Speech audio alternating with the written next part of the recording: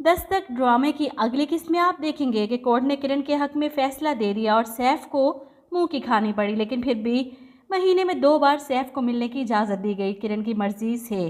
और यहाँ किरण कभी नहीं चाहेगी शानी सैफ से मिले, कभी भी।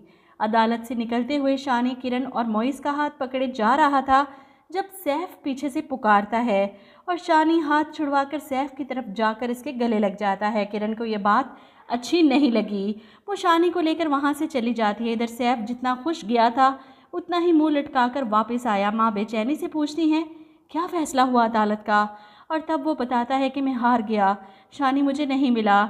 सैफ तो बैठा रो रहा है जब इसकी माँ भी परेशान है कि अब क्या होगा, अब शानी हमें कैसे मिलेगा, मैं उसके बगैर नहीं रह सकती, कुछ करो, किरण की मिन्नतें करो। ऐसे में फरियाल वहाँ आती है तो वो इस पर ही बरस पड़ती हैं, जो कुछ भी हो रहा है तुम्हारी वजह से हो रहा है, ना तुम सैफ की ज़िंदगी में आती और ना ही शानी हमारी ज़िंदगियों से जाता।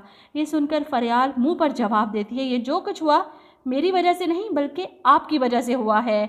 आप जानती थीं कि सैफ की ज़िंदगी में मैं थी, फिर भी आपने ज़बरदस्ती किरण से उसकी शादी करवाई और अब इल्ज़ाम मुझे दे रही हैं। सैफ की माँ हैरान होकर सैफ को देखती हैं कि शायद वो कुछ बोलेगा, कोई तो जवाब देगा अपनी बीवी को, लेकिन सैफ तो बिल्कुल खामोश है। इसे तो केस हारने का दुख लगा है। इधर आप देखेंगे किरण मोइस के साथ शानी को लेकर घर आती है तो आते ही अनीका गले लगती है। वो भी परेशान थी कि पता नहीं क्या फ़ैसला हुआ होगा, और जब किरण बताती है कि फ़ैसला इसके हक़ में था तो वो खुश हो जाती हैं। लेकिन यहाँ पर फ़िज़ा को बुरा लगता है। इसे सैफ की बातों पर पूरा यकीन था कि वो बेचारा मजलूम अपने बेटे से मिलने के लिए तरस रहा है और किरण इतनी होशियारी से इसका बेटा इससे दूर कर चुकी है।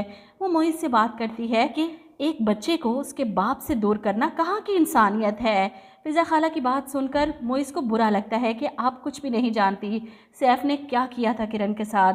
अब जवाब में फ़िज़ा कहती है मैं सब कुछ जानती हूँ, मुझे पता है क्या हुआ और क्या नहीं, कौन गलत है कौन सही, लेकिन बात यहाँ पर शानी की हो रही है। तुम किरण को समझाओ कि शानी को इसके असल बाप के पास होना चाहिए। ये सुनकर मोइस को बुरा लगता है अपनी खाला की बात सुनकर, इसलिए वो नाराज़ होता है। वहीं किरण भी महसूस कर चुकी है कि फ़िज़ा खाला का रवैया काफ़ी रूड है। ऐसे में फ़िज़ा भी किरण से बात करती है कि तुमने अच्छा नहीं किया एक बाप को उसके बेटे से दूर करके। जवाब में किरण कहती है जब इंसान पहले से ही किसी के बारे में जहन बना लेता है तो सामने कितनी भी सच्चाई हो वो नज़र नहीं आती। वो साफ लफ्ज़ों में फ़िज़ा खाला को बातें सुनाती है और फ़िज़ा को सिर्फ किरण में ही बुराइयां नज़र आ रही हैं। फ़िज़ा को किरण की बातें बहुत बुरी लगती हैं। वो फ़िरोज़ भाई से जाकर बात करती है कि किरण तो ये केस जीत गई है। फ़िरोज़ को यकीन नहीं आता ऐसा कैसे हो सकता है, लेकिन फ़िज़ा मैं तुम्हें बता रहा हूँ अगर मैं किसी गोल्ड डिगर के हाथों अपने बेटे की ज़िंदगी बर्बाद नहीं होने दूंगा।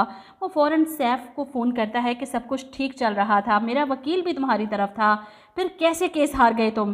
जिस पर सैफ जो अपने बेटे शानी के कमरे को हसरत भरी नज़रों से देख रहा था, हर चीज़ को जो इसने इतने प्यार से यहाँ पर इकट्ठी की थी, जवाब देता है कि शानी आएगा मेरे पास, मुझे यकीन है। खैर इसे उम्मीद है कि 2 मौके जो जज साहब ने इसे दिए हैं इन्हीं 2 मौक़ों का फ़ायदा उठाकर वो शानी को अपनी तरफ कर लेगा। इधर आप देखेंगे कि केस के बारे में सारी हकीकत बताने किरण अपने माँ के घर जाती है। कबीर मामू से बात करती है कि जब सैफ पहली बार शानी से मिलने आया तो शानी इसे देखकर ऐसे खुश हो रहा था जैसे वो इसे अपना सब कुछ समझ बैठा हो, इसकी लाई हुई चीज़ों को इतनी अहमियत दे रहा था जैसे मैंने कभी इसे कोई चीज़ लाकर ही न दी हो।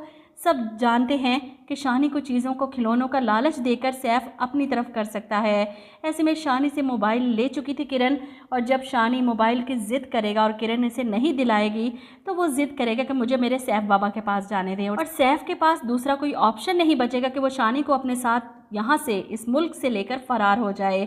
यहाँ पर किरण से पकड़ लेगी जाकर एयरपोर्ट पर और फिर जज के सामने ये केस दोबारा लाया जाएगा और सैफ से ये आखिरी ऑप्शन भी छीन लिया जाएगा कि वो अब अपने बेटे से कभी नहीं मिल सकता। और फिर सैफ अपना सारा गुस्सा फरियाल पर निकालेगा कि तुम्हारी वजह से मैं अपने बेटे से दूर हुआ, ना तुम मेरी ज़िंदगी में आती दोबारा और ना ही मैं किरण को छोड़ता और ना ही शानी मुझसे दूर होता, सारे फसाद की जड़ तुम हो।